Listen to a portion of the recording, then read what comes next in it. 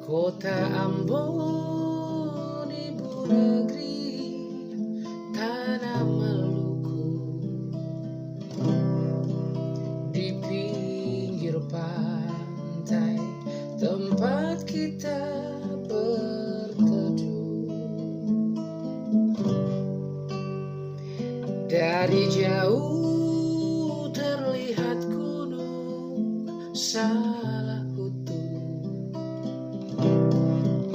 Beta ingat dahulu beta di situ.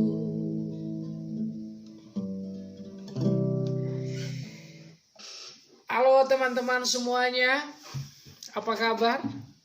Semoga baik-baik ya. Lagu tadi itu salah satu lagu yang suka dinyanyikan oleh Om Yo atau Johannes Leimena. Beliau seorang Maluku, putra Ema. Beliau lahir di sana, tapi kemudian mengikuti om dan tantenya ke Pulau Jawa. Dan beliau orang yang selalu cinta dengan daerah asalnya. Namun menarik teman-teman sekalian, kemalukuan atau keambonan itu ditempatkan Leimena dalam bingkai keindonesiaan.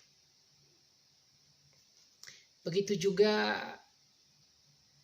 dengan kekristenannya. Beliau datang dari keluarga guru yang sangat taat dengan agama Kristen, keluarga yang religius. Dan karena itu juga tidak heran kalau kemudian beliau tumbuh sebagai seorang yang begitu religius. Dan beliau besar dalam gerakan kemahasiswaan yang juga berkarakter Kristen. Dan semua itu membuat beliau begitu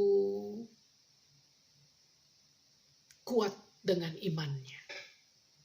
Dan beliau menempatkan kekristenan itu selalu dalam bingkai keindonesiaan.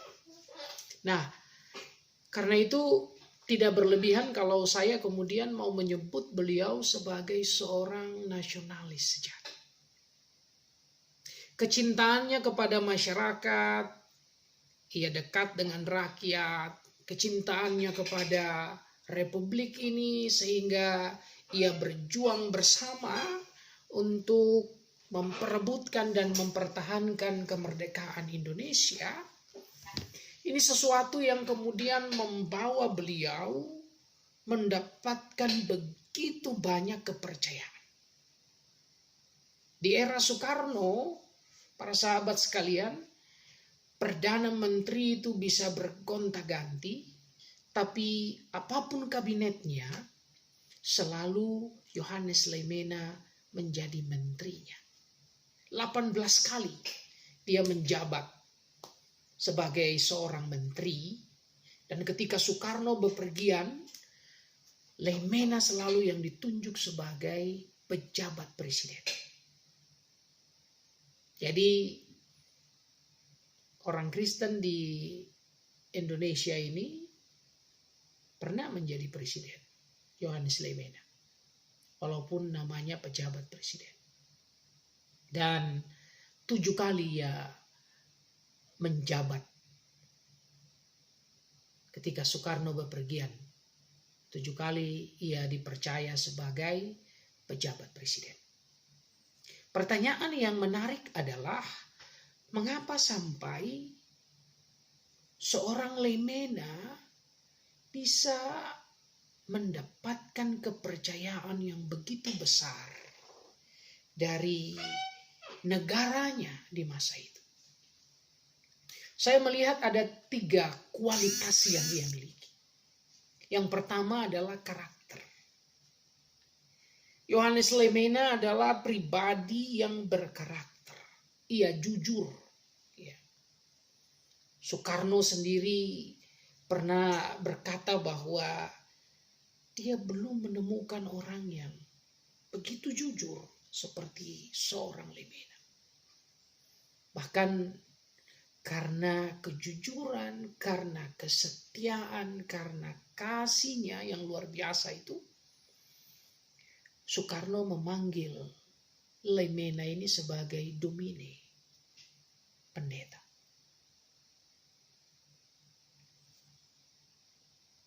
Lemena adalah seorang yang juga sangat tenang. Dia rustik.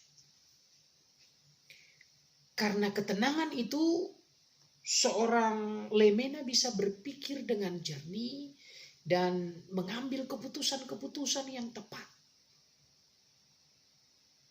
Dalam salah satu tulisan yang saya baca, ketika terjadi pemberontakan G30 SPKI, waktu itu Lemena dan Soekarno ada bersama-sama di Halim Perdana Kusuma, dan waktu itu ada pilihan, apakah Soekarno harus pergi ke Madiun ataukah pergi ke Bogor.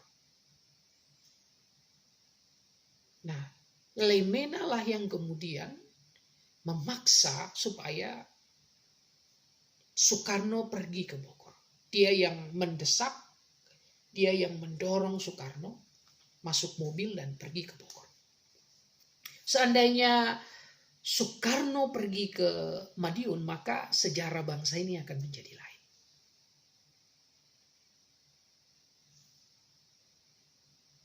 Seorang Lemena mengambil keputusan-keputusan yang tepat karena ketenangannya.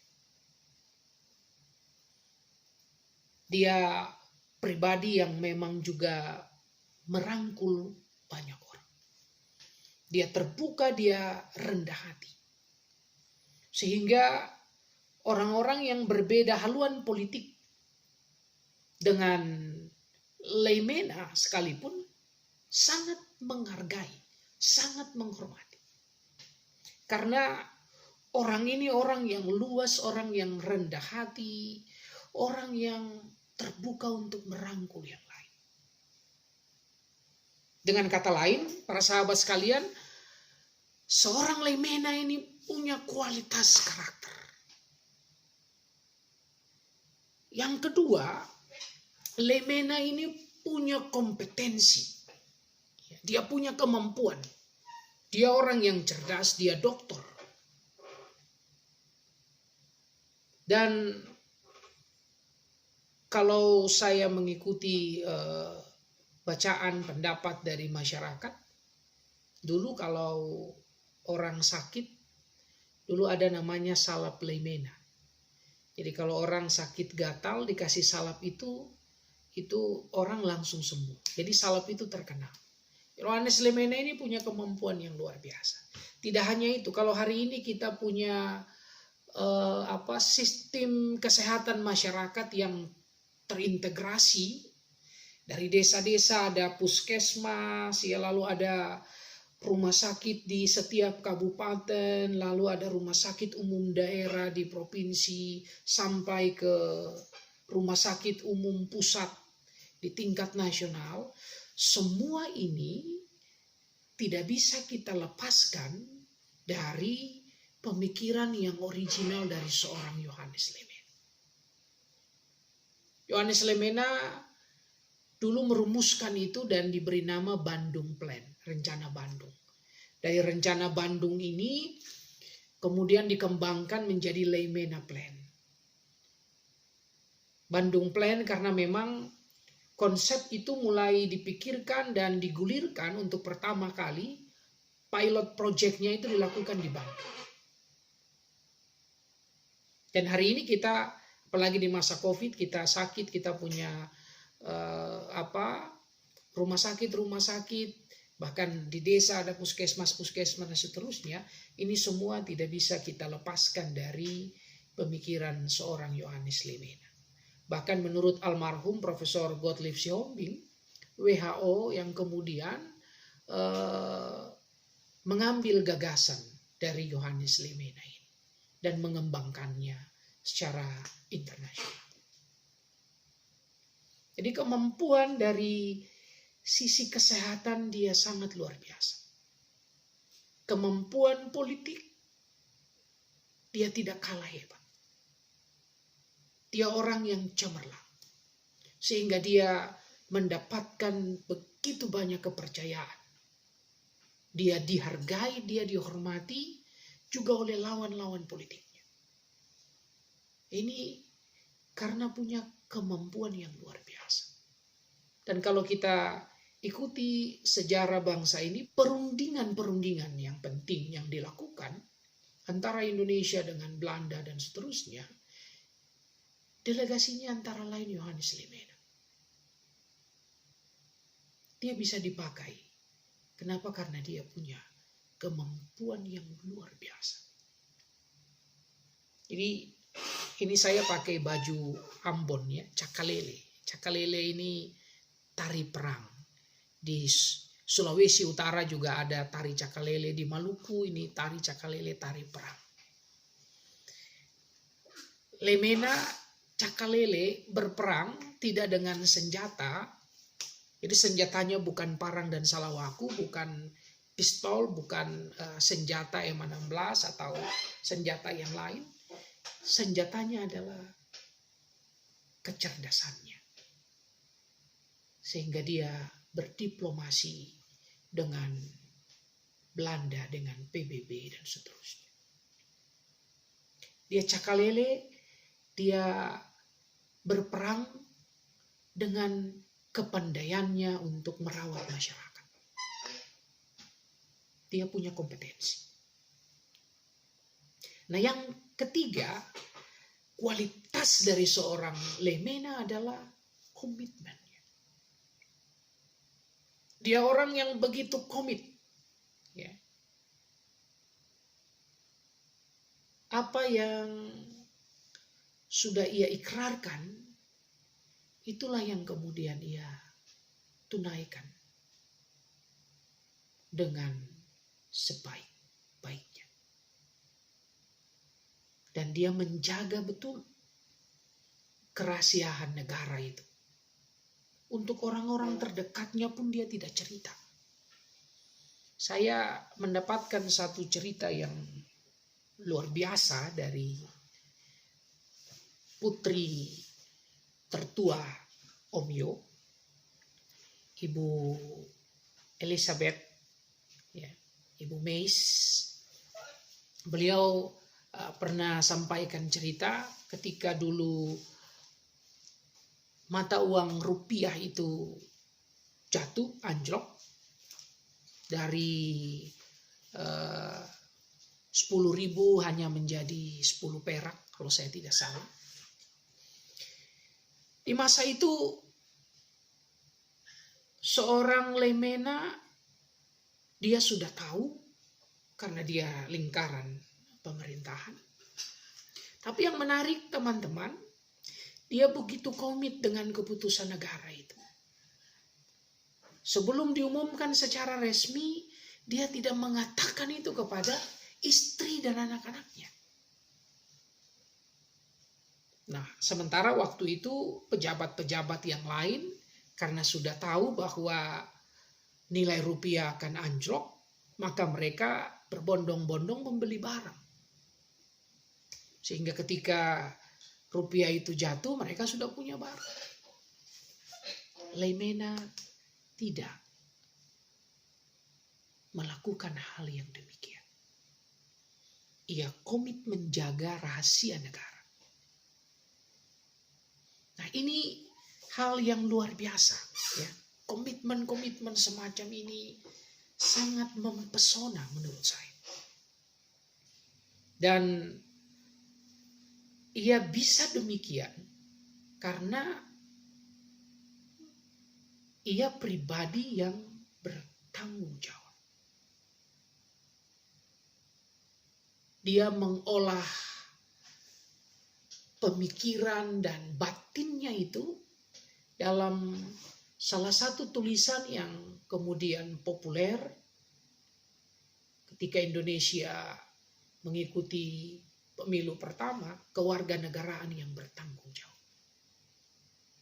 Jadi inilah sebentuk pemikiran Lemena yang diharapkan akan menjadi profil orang Indonesia, profil orang Kristen Indonesia, menjadi warga negara yang bertanggung jawab.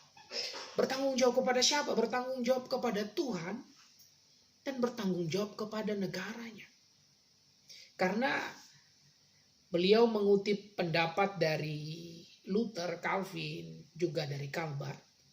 Kita ini punya dui kewarganegaraan. Warga negara kerajaan Allah dan juga warga negara Indonesia. Dan karena itu kita mesti bertanggung jawab kepada Tuhan, bertanggung jawab kepada negara dan bangsa.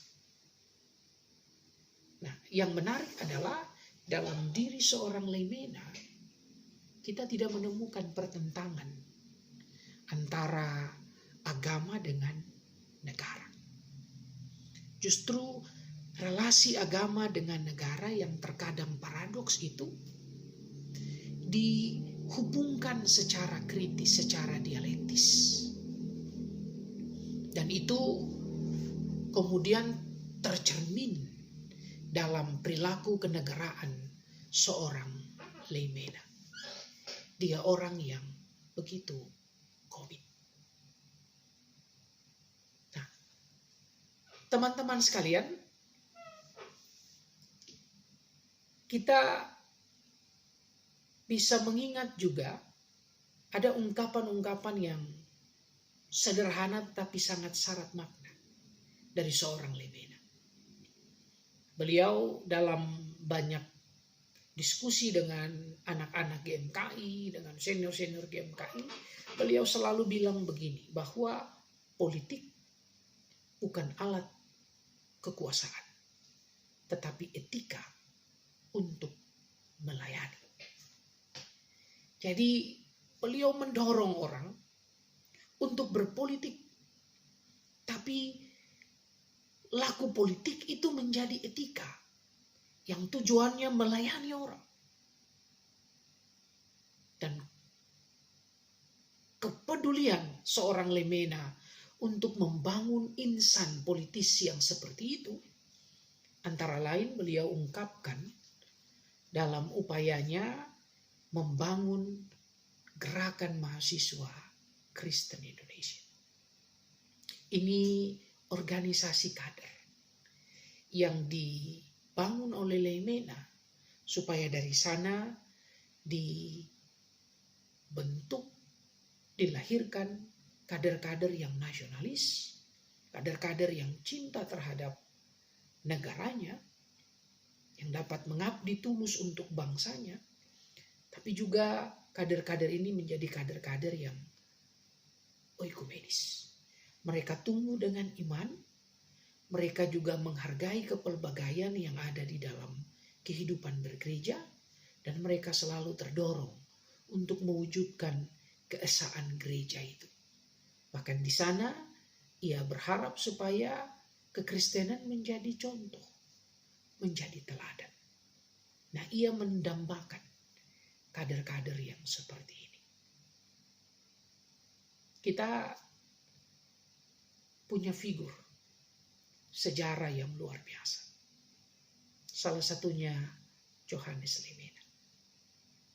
Kalau kita ingin menjadi pribadi yang bisa dipercaya di zaman kita, maka paling tidak 3 kualitas utama dari Lemena itu mesti kita kembangkan. Kualitas karakter, kualitas intelektual, kompetensi intelektual, dan yang ketiga adalah komitmen kebangsaan.